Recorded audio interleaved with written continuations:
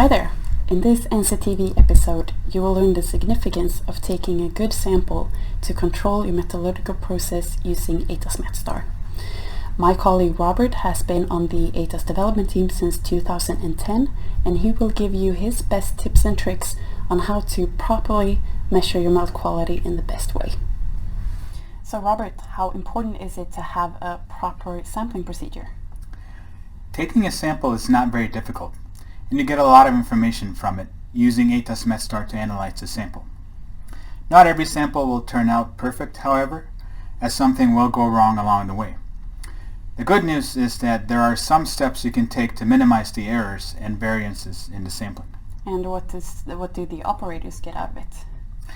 Well, you'll get a lot in return just by spending a little bit of time on implementing a proper sampling procedure for your foundry and having a short training for all the operators who are going to be taking samples.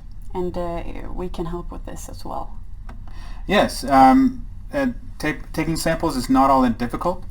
And taking good samples is not all that much more difficult, and it can be achieved by a small effort. So contact us and we can help you in creating a proper procedure for your foundry and helping you train your operators. Here is our advice on how to properly measure your melt. So we're going to talk about good samples. So first, what are good samples? They are repeatable. This means that if we have the same melt and we take two samples of that melt, the cooling curve will be the same. If a different operator takes a sample tomorrow, but the melt is the same, has the same characteristics, the cooling curve should still be the same, like we see in the left picture here. And also in those cases where the cooling curve is different, such as in the right picture, the difference comes from the melt and not from other differences in the methodology of taking the sample or problems with the equipment. Why do we need good samples? Well, an obvious one is obviously when we take the samples, we want the correct information to adjust the melt. Because otherwise, if we have small differences in the licorice temperature, for example, then our ACL correction will vary, and that means we don't have the stable melt that we should be able to produce with the help of ATAS MetStar. So that one might be obvious. But then also for the statistical analysis in the end, once we have taken thousands of samples and we want to find correlations with certain features of the casting, such as nodularity or defects or such, we want to be sure that the variance in our results and in our cooling curves come from the actual characteristics of the melt and not from noise based on improper sample taking and poor equipment. So how do we take good samples? Well, the first part is actually should be done before we start taking samples, or even start installing our system. We think about what is it that we want to measure, and based on that, place our equipment in the proper place. This is something that we at Novacast and our agents can help you with, of course. The second part is that we have a proper sampling procedure in place for when we're taking samples. And lastly, also that we have a calibration and upkeep of the equipment. So if we go into a little bit more detail, So when we're measuring, we need to figure out what is it that we need to measure. We have a base melt, we have a final melt. Where is the proper place then? What kind of cup stands do we need? Do we need a double, a single? Where should we place it? It's important to find a good place to place your cup stand that's close but not too close, and that gives you a proper clear path and as short as possible between the place where you're taking the sample and to the cup stand. One obvious reason is, of course, safety for the operator. As you're taking a sample with the hot melt, you don't want to trip somewhere. But another one too is to ensure a proper sampling procedure.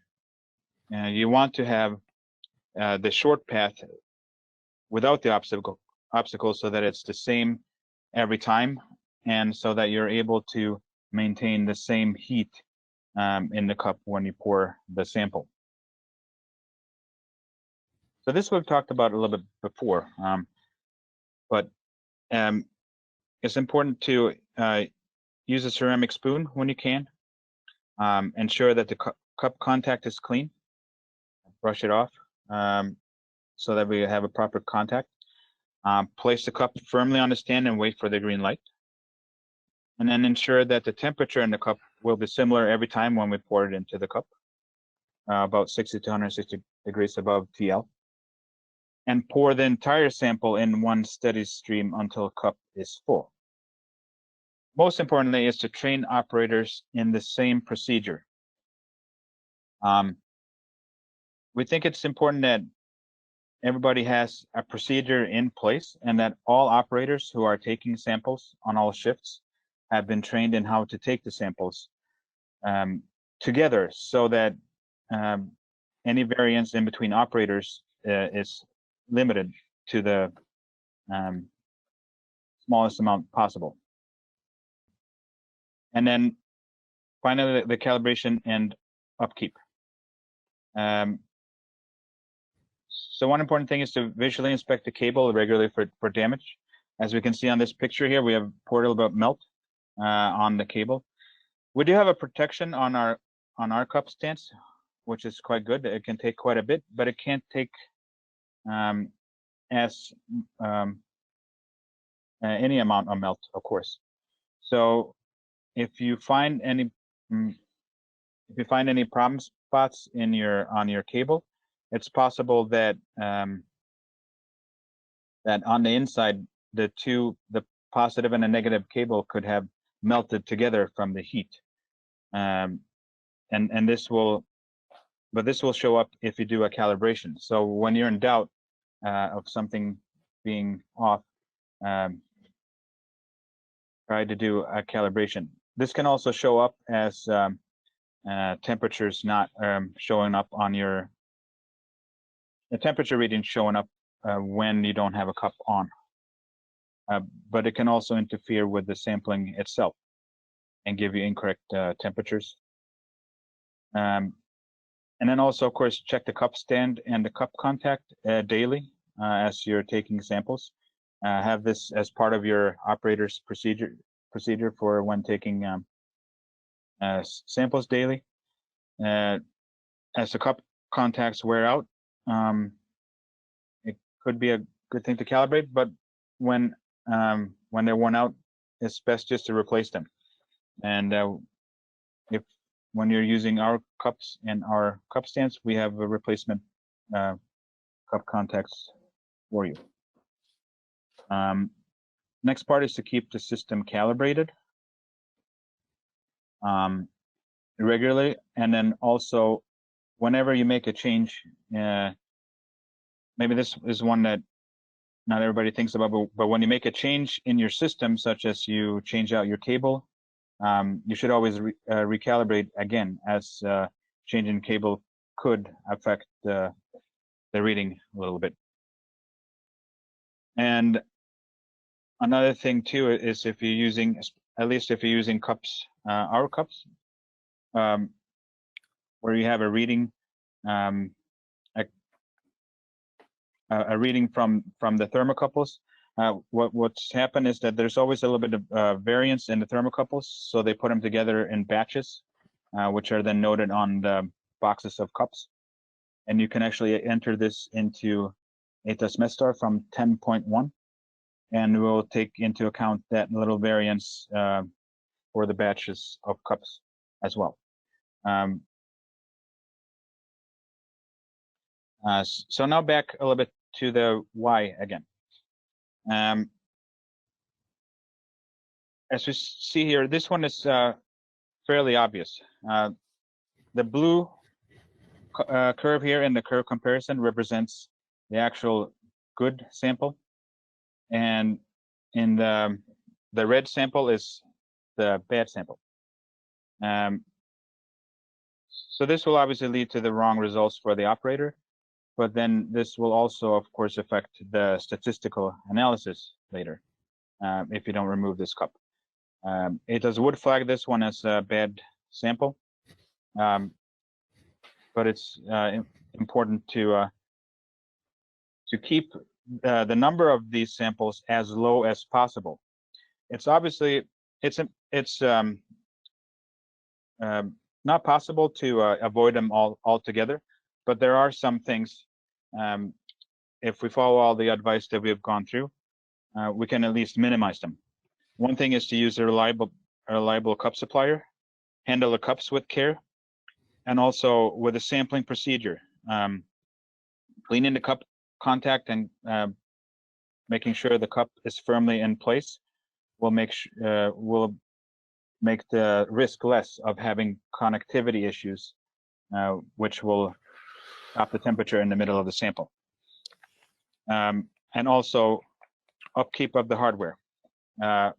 Loose cables and such could cause connectivity issues as well, and stop a sample in the middle.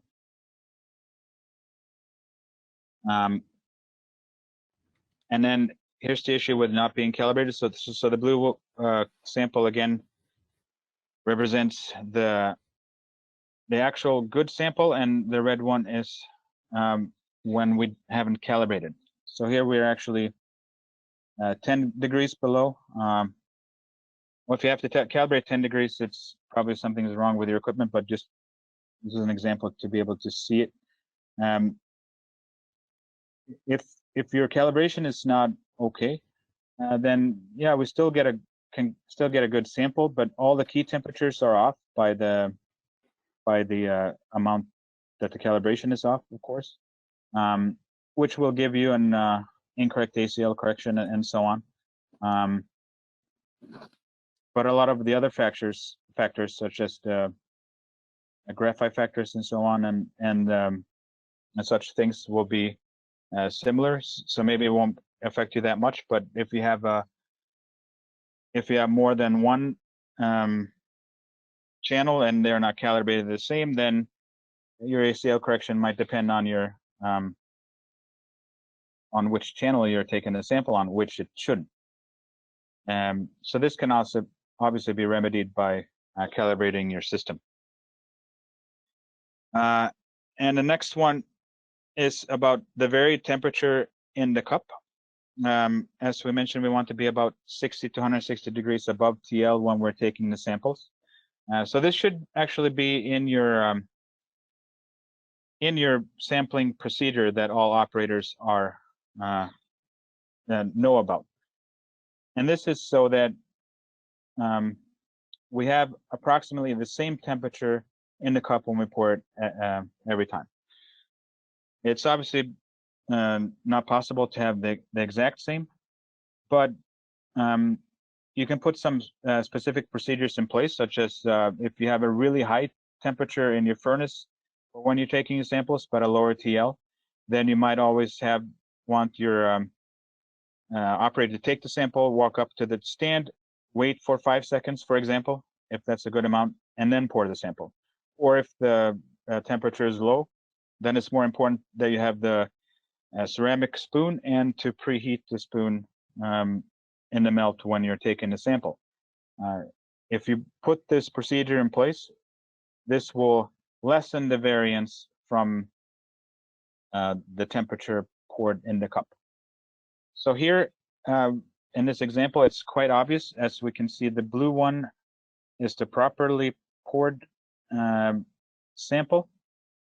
But when we poured the red sample here, the temperature in the cup was too low, and it was actually low enough that we missed the liquidus temperature, which is obviously not good because it will give you very incorrect ACL information, or one. But even if we would have had a little bit higher temperature and gotten TL, another reason that we want to be at least 60 degrees above TL is you can see the first derivative, because we don't start with so much of a downward slope. We want to capture the cooling rate before the liquidus temperature, which means we need adequate sample before, so that we can calculate the graphite precipitations, the zero curve, and so on. And another effect too is that the very temperature is not as much as the amount that you pour in the cup, but to some extent it can affect the cooling a little bit, so that you have slight variations in your results from not having the same temperature here in the cup. So this can obviously be remedied by having a proper sampling procedure. And then filling the cup a different amount. So here in this example, we have the blue sample is the cup is completely full, and the red sample, we haven't filled the cup all the way. And when we look at it, it looks like most of the things actually are fine. So maybe we don't think about it too much, because the liquidus temperature comes out all right. T low, yeah, it doesn't seem to have much effect on it either. It would start to if we would have the cup even less filled than this. So it will give us the correct information for our ACL correction and so on. So maybe that's why we let it slide. But when we start varying too much and we get these shorter curves, it does affect the cooling rate. And also, obviously, when you're getting too low, the thermocouple will not be in the center anymore. And that will affect your statistical analysis in the end. So that when we go to find correlations, we're introducing more noise than we want to find these correlations between different defects and other items, to find new ways or new calculations for and new user equations for ATAS MetStar. When you introduce errors and variance in the samples, we are affected in two ways. First, achieving a stable melt is very difficult when you're basing your corrections on inaccurate data. As we all know, correcting ACL is very important for the final quality of the casting. If your ACL, or the active carbon equivalent, varies over time, the melt will behave differently every time you pour it into the mold. This is one of the problems that ATAS MetStar helps you solve, and gives you a stable quality. However, if you base your corrections of ACL on samples that have errors and variations in them, then the ACL in the casting will vary as well, making you lose some of the benefit of using ATAS MetStar in the first place. The second part is that smaller variations will affect your statistical analysis. ATAS MetStar has some built-in tools to find correlations between the sample and the properties of the casting. Defects are just one example of this. So using Mastermind in ATAS MetStar, you can define which specific samples we're taking from the melt that had some problems with defects in the castings. And if the cause of the defects is from the quality of the melt, then Mastermind will be able to find the correlating factors from the samples. But if there's variance in the data, or errors, then this will introduce noise, and the correlations will be much harder to find. If you're watching this and recognize some of the challenges that Robert has mentioned, don't hesitate to get in contact with us. We are happy to help you structuring your sampling procedure. In the next NCTV episode, our Managing Director Martin has exciting connectivity and collaboration intel to share with you. Hope to see you then.